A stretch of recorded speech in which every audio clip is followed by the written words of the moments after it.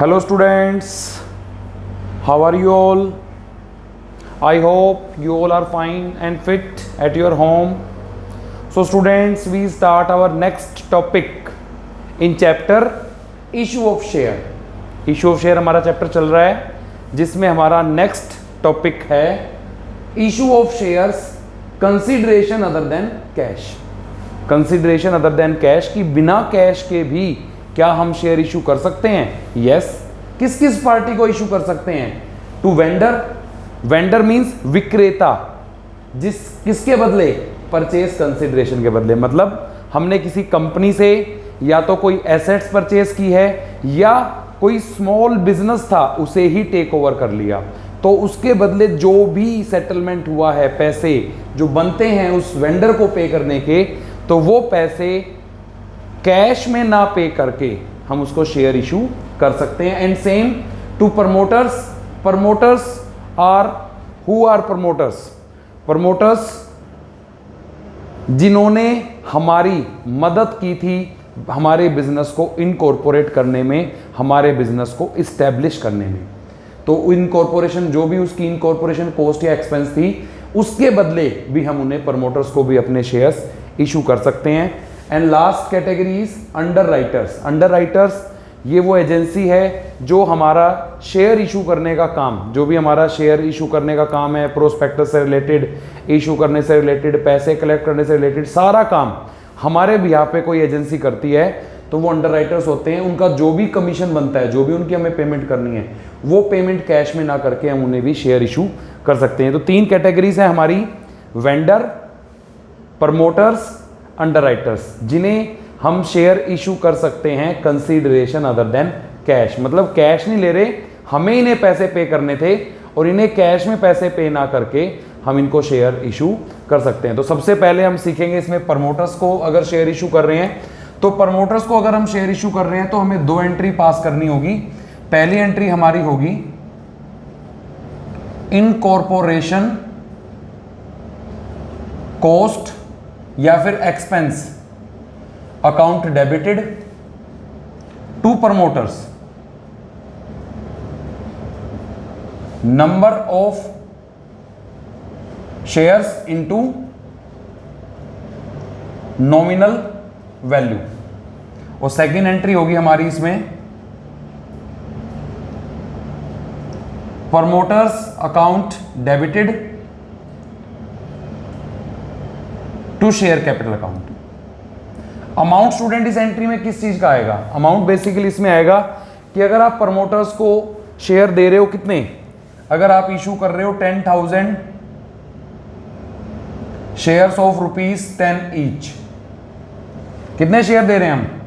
10,000 share दे रहे हैं 10 each के, तो उस केस में एंट्री क्या होगी हमारी? अमाउंट क्या होगा? अमाउंट हो जाएगा स्टूडेंट्स हमारा 1 लाख रुपीस। मतलब 10,000 शेयर्स इंटू 10 करके जो 1 लाख से एंट्री होगी। इन कॉर्पोरेशन कॉस्ट या expense account debit to promoters and promoters account debit to share capital. और आप इसमें नरेशन क्या लिखोगे? क्या नरेशन आएगी इसमें? नरेशन आएगी पहले में अमाउंट ड्यू टू प्रमोटर्स, इसमें आएगी हमारी अमाउंट ड्यू टू प्रमोटर्स, और इसमें आ जाएगी issue 10,000 shares of 10 each to promoters. हमने 10,000 शेयर्स, जो कि एक शेयर 10 रुपीज़ का था, इशू कर दिए किसको? प्रमोटर्स को। तो ये हमारी एंट्री होती थी। अगर हम प्रमोटर्स को शेयर इशू कर रहे हैं तो पहले उनके पैसे को ड्यू करेंगे incorporation cost account debit to promoter and then promoter account debit to share capital. In case of same underwriter के केस में भी ऐसी एंट्री होगी। पहले हमारी एंट्री होगी underwriting commission account debited to underwriters, means due amount due to under writers.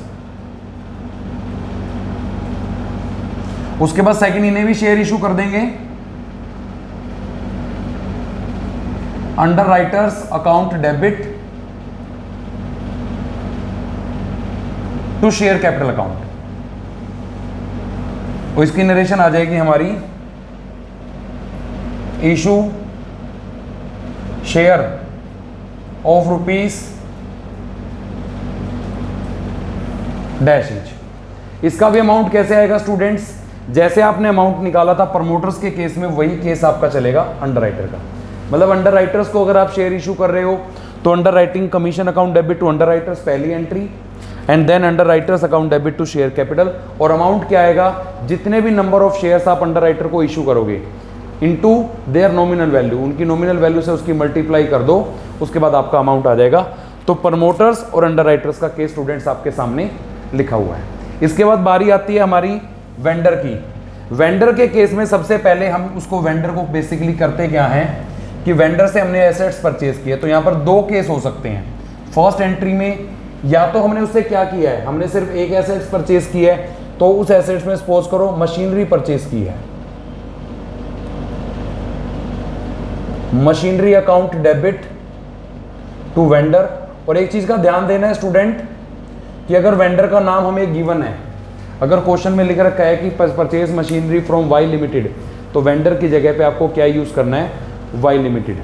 Y limited machinery account debit to Y limited. If vendor's name given in question then use vendor's name, और otherwise vendor तो हम use करेंगे ही करेंगे।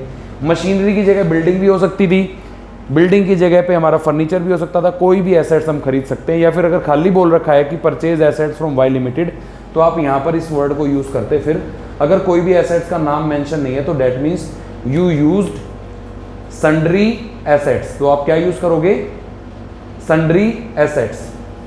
ये तो था कि अगर हम एक ही एसेट्स परचेज कर रहे हैं, लेकिन नहीं, हम एसेट्स एक परचेज नहीं कर रहे हैं, हम तो पूरा का पूरा बिजनेस परचेज कर रहे हैं। हम क्या कर रहे हैं, कंप्लीट बिजनेस परचेज कर रहे हैं। तो उस केस में जो हमारी एंट्री स्टूडेंट्स होगी, हमें क्या करना है, सबसे पहले सारी एसेट्स को डेबिट कर देंगे जो भी इन्वॉल्व हैं। Like for example machinery account debit, furniture account debit, debtors account debit. मतलब जो एसेट्स हम परचेज कर रहे हैं, जो बिजनेस परचेज कर रहे हैं, उसकी सारी एसेट। फिर स्टूडेंट्स एक लाइन को ब्लैंक छोड़ दें, एक लाइन ब्लैंक छोड़ के आप नीचे लिख दें जो भी लाइबिलिटीज अगर हमें मिली है तो क्रेडिटर्स अकाउंट और टू वेंडर अकाउंट। मैं फिर दोबारा बता रहा हूं, उस क्वेश्चन में जो भी एसेट्स आपकी इन्वॉल्व हैं, सभी एसेट्स को सेपरेटली इंडिविजुअली, एसेट्स को इंडिविजुअली डेबिट करेंगे, सेपरेट, और एक लाइन छोड़ के जो भी लाइबिलिटीज उस क्वेश्चन में हैं उसमें आप उसको क्रेडिट कर दोगे, और साथ में टू वेंडर। वेंडर में अमाउंट आएगा आपका परचेज कंसिडरेशन का। कौन सा अमाउंट आएगा, परचेज कंसिडरेशन, जो क्वेश्चन में क्लियर गिवन होगा कि हमने ये बिजनेस 40 लाख में खरीदा है, 35 लाख में खरीदा है या 50 लाख में खरीदा है, ये पहले से ही मेंशन होगा। और इसके अलावा इसका अमाउंट भी आपको गिवन होगा, जो ये अमाउंट है ये भी आपको गिवन होंगे। तो आपको करना क्या है, आपको करना है नेट वर्थ। आपको क्या निकालनी है, पहले नेट वर्थ ऑफ बिजनेस। बेटा कैसे निकालोगे नेट वर्थ, टोटल एसेट्स कि आपने कितने की एसेट्स खरीदी माइनस टोटल लाइबिलिटी।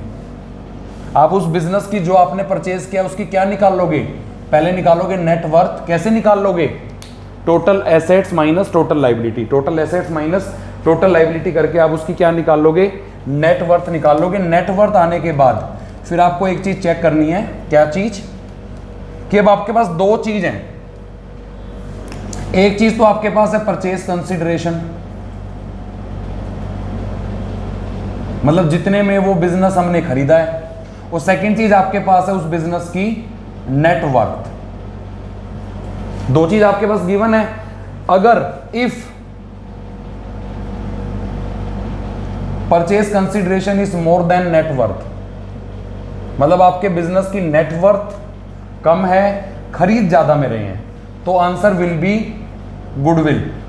तो इसका मतलब जो आप एक्स्ट्रा पैसे पे कर रहे हो वो गुडविल के लिए पे कर रहे हो, जिसे आपको डेबिट करना है। तो उस केस में आप यहां पर जो खाली जगह छोड़ी थी, एक वर्ड यूज करोगे गुडविल अकाउंट डेबिटेड, और बैलेंसिंग फिगर आप यहां पर लिख दोगे। लेकिन एक केस ये भी हो सकता है, if net worth is more than purchase consideration. अगर नेटवर्क परचेज कंसिडरेशन से ज्यादा है तो डेट मींस आपको हो रहा है फायदा, क्योंकि आपको बिजनेस की नेटवर्क तो ज्यादा है, बिजनेस ज्यादा का मिल रहा है, लेकिन पे कम करना पड़ रहा है, तो आपको फायदा होगा, वो आपको ट्रांसफर करना है कैपिटल रिजर्व में, उसे करना है आपको क्रेडिट।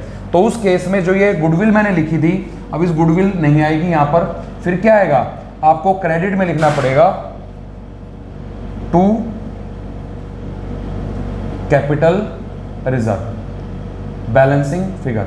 तो स्टूडेंट एक चीज का ध्यान रखिए, डेफिनेटली क्वेश्चन में, जिस क्वेश्चन में आप कोई बिजनेस रनिंग बिजनेस परचेज कर रहे हो, जिस किसी क्वेश्चन में आप एक रनिंग बिजनेस परचेज कर रहे हो, डेफिनेटली ध्यान रखें या तो गुडविल या कैपिटल रिजर्व, दोनों में से एक पक्का आएगा। कैसे पता लगाओगे क्या आएगा, सबसे पहले बिजनेस की नेटवर्थ निकाल लो, उसकी एसेट्स में से लायबिलिटी को माइनस करके, हमने 5 एसेट्स खरीदी थी, एक लायबिलिटी थी, 5 एसेट्स में से लायबिलिटी का अमाउंट घटा लो, और उसके बाद नेटवर्थ जो कि हमने कैसे निकाली थी, एसेट्स माइनस लायबिलिटी, और ये चीज तो क्वेश्चन आपको पहले से ही गिवन करेगा कि हम बिजनेस इतने में परचेज कर रहे हैं, दोनों को कंपेयर करो। अगर आप बिजनेस की वैल्यू नेटवर्थ ज्यादा है, पे कम कर रहे हो, तो मतलब हमें फायदा हो रहा है, कैपिटल रिजर्व क्रेडिट होगा। अगर नेटवर्थ ज्यादा नहीं है, नेटवर्थ है कम और परचेज कंसिडरेशन ज्यादा है, मतलब बिजनेस की वर्थ इतनी नहीं है, फिर भी हम ज्यादा पैसे दे रहे हैं, that means we are paying extra for goodwill. हम किसके लिए एक्स्ट्रा दे रहे हैं, गुडविल के लिए, तो उस केस में हम गुडविल को डेबिट कर देंगे। तो ये थी स्टूडेंट सबसे पहली एंट्री, तो हमारी यही एंट्री होगी कि जो भी हम पहले क्वेश्चन में एंट्री करेंगे वो एंट्री यही है कि पहले या तो हमने उसको सिंगल एक एसेट्स को परचेज किया है, या तो हमने क्या किया है, सिंगल एसेट्स को परचेज किया है, या फिर हमने कंप्लीटली बिजनेस को ही परचेज कर लिया। उस केस में सबसे पहली एंट्री तो आपको ये करनी है। सेकंड एंट्री आपको वो लायबिलिटी डिस्चार्ज करनी है। आपको क्या करनी है, लायबिलिटी को डिस्चार्ज करना है। किसकी, वेंडर के पैसे देने हैं आपको, क्योंकि वेंडर से आपने बिजनेस या फिर एसेट्स को परचेज किया है। तो ये पैसे में आप कैश भी दे सकते हो, कुछ अमाउंट कैश भी दे सकते हो, आप इसके लिए कोई बिल भी एक्सेप्ट कर सकते हो कि उसने हमारे नाम पे बिल ड्रॉ किया और हमने उस बिल को क्या कर लिया, एक्सेप्ट कर लिया। तो अगर पहली एंट्री में बात करूं कि कैश कि अगर हम उसे कैश दे रहे हैं, तो एंट्री आप करोगे vendor's account debited to cash account, और चेक दे रहे हो तो बैंक अकाउंट। अगर आपने उसकी लायबिलिटी को डिस्चार्ज कर दिया किस चीज से, कैश या चेक से। फिर है एक बिल ऑफ एक्सचेंज, आपने उसको कैसे वो कर दिया डिस्चार्ज, बिल ऑफ एक्सचेंज से, तो आपकी एंट्री होगी vendor's account debited to bills payable, मतलब उसने बिल ड्रॉ किया और हमने उस बिल को एक्सेप्ट कर दिया। फिर आती है by share, by issue of shares. तो इसमें दो केस हो सकते हैं, एट पार, अगर आप शेयर इशू कर रहे हो एट पार पे तो एंट्री आप क्या करोगे, और एक आप शेयर इशू कर रहे हो एट, शेयर इशू कर रहे हो किस पे, एट प्रीमियम पे, तो आपको एंट्री क्या करनी है। अगर पार पे शेयर इशू करोगे तो स्टूडेंट आपको एंट्री करनी है vendors account debited to share capital, vendors account debited to share capital, और प्रीमियम पे एंट्री करनी है तो आपको एंट्री करनी है vendors account debited to share capital और to securities premium reserve account. लेकिन फिर सबसे बड़ी प्रॉब्लम आती है कि इसमें अमाउंट कैसे आएगा। बेटा इस एंट्री में तो अमाउंट आएगा जितना भी आप कैश या चेक से पे कर रहे हो, जितने का भी आपने बिल एक्सेप्ट कर लिया, और पार के केस में तो जो भी पैसा उसका बचा है आप यहां पर दोनों में क्या लिखोगे, जो भी परचेज कंसिडरेशन बाकी बची है वही लिख दोगे। आएगा तो डेबिट में यहां पर भी परचेज कंसिडरेशन, लेकिन यहां पर आप अमाउंट कैसे निकालोगे, यहां पर अमाउंट आएगा number of shares into nominal value, और यहां पर अमाउंट आएगा number of share into premium amount. अब ये नंबर ऑफ शेयर्स कैसे निकालने हैं हमें, नंबर ऑफ शेयर्स के लिए हमें क्या करना है स्टूडेंट्स, एक फॉर्मूला और हमें फॉलो करना है, नंबर ऑफ शेयर्स की जो हम किसको इशू कर रहे हैं, वेंडर को इशू कर रहे हैं। उसके लिए आपको क्या करना है, परचेज कंसिडरेशन अपॉन में इशू प्राइस ऑफ शेयर। जिस प्राइस में आप शेयर को इशू कर रहे हो उसके प्राइस से आपको परचेज कंसिडरेशन को डिवाइड करना है। आपको क्या करना है, परचेज कंसिडरेशन को उस इशू प्राइस से डिवाइड करना है जितने में आप उसको शेयर दे रहे हो। इससे आपको मिल जाएंगे आपके नंबर ऑफ शेयर्स कि आप वेंडर को कितने शेयर्स दे रहे हो। नंबर ऑफ शेयर्स, अब ये इशू प्राइस क्या होगा, इशू प्राइस होगा अगर प्रीमियम पार का केस है तो nominal value,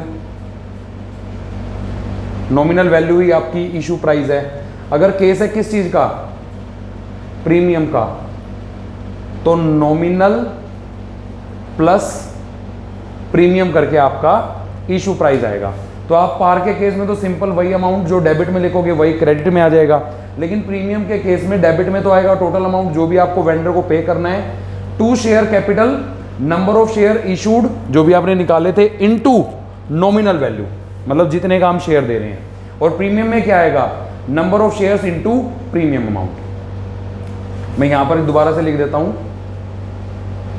number of shares into nominal, जो भी नॉमिनल उसकी वैल्यू थी, और प्रीमियम में आएगा number of shares into premium. इस तरह से स्टूडेंट्स आपकी ये जनरल एंट्रीज होंगी जिसके आपकी बुक में जो क्वेश्चंस गिवन है, आपको जो आज का आपका होमवर्क है वो है 28 to 39। होमवर्क बनेगा आपका कितना, question number 28 to 39। This is your today's homework. फिर भी अगर किसी स्टूडेंट को कोई डाउट आता है तो then you can ask me personally. Thank you, have a nice day.